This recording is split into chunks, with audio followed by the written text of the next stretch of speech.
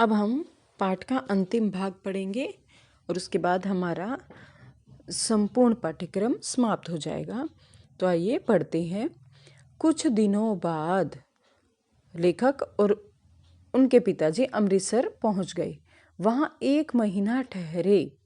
पिताजी मुझे अंग्रेजी, बंगला, व्याकरण, संस्कृत व खगोल विज्ञान पढ़ाते। खगोल विज्ञान यानी एस्ट्रोनॉमी। वे सादा खाना खाते जो मुझे भी अच्छा लगता था। इस यात्रा में पिताजी का दूसरा ही रूप देखने को मिला, जबकि अपने जन्म स्थान, तो ध्यान देने की बात है, उनके जन्म स्थान का क्या नाम था? जोड़ा सांको में हम लोग उनसे डरते थे। ये पूरा पैराग्राफ आपको अंडरलाइन करना है, बहुत महत्वपूर्ण है। घर लौटकर मैं अपनी यात्रा के किस्से सबको सुनाया करता। माँ को मुझ पर बड़ा गर्व होता। घर में मेरे भाई ज्योतिरिंद्र और भाभी कादम्बरी मुझे कविता से जुड़ने में मदद करते। माँ की मृत्यु के बाद बड़ी बहन सौदामिनी मेरा ध्यान रखने लगी। नाटक और संगीत के अलावा ज्योतिरिंद्र की रुचि घुड़सवारी और तैराकी में भी थी। तो 2 पंक्तियाँ आपको अंडरलाइन करनी है। एक तो ज्योतिरिंद्र और भाभी कादम्बरी मुझे कविता से जुड़ने में मदद करते।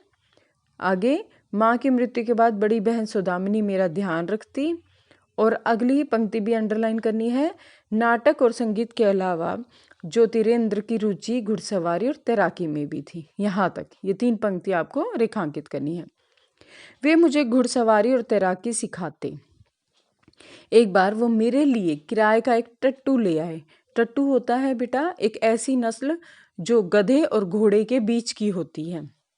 मैं उस पर चढ़कर देहात की ओर निकल गया। देहात यानी गांव की ओर। मैं उस पर से सिर्फ इसलिए नहीं गिरा कि ज्योति दादा को भरोसा था मैं नहीं गिरूंगा। देखो मुझे उन्हें डर लग रहा था, किंतु उन्होंने सोचा मेरे भाई का भरोसा मुझ पे से ना टूट जाए, इसलिए वो नहीं गिरे। अपने ऊपर उन्होंने नियंत्रण रखा। ज्योतिरिंद्र दादा नाटक लिखा करते थे। अंडरलाइन करें इस लाइन को। ज्योतिरिंद्र क्या लिखा करते थे? नाटक। नाटक के लिए गीत मुझसे लिखवाते। नाटक के बीच जब वे गीत गाए जाते तो सबको आश्चर्य होता कि एक कम उम्र के लड़के ने यह गीत लिखे हैं। मैं 16 साल का हो गया था। मेरे भाई बहन मेरे भविष्य को लेकर चिंता करने लगे थे।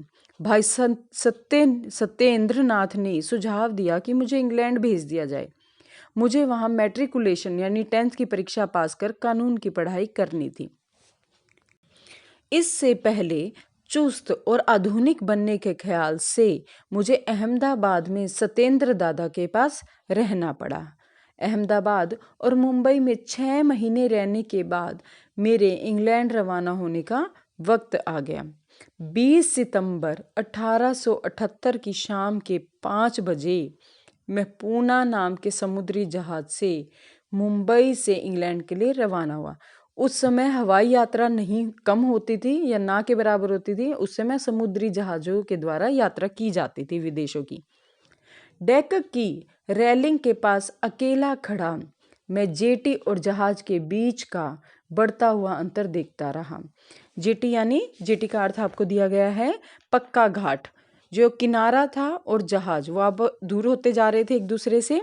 अचानक मुझे उदासी ने घेर लिया। मैं अपने पीछे भारत का किनारा ही नहीं अपने बचपन को भी छोड़े जा रहा था। मैं फौरन डेक से हट गया और अपने केबिन में जाकर लेट गया।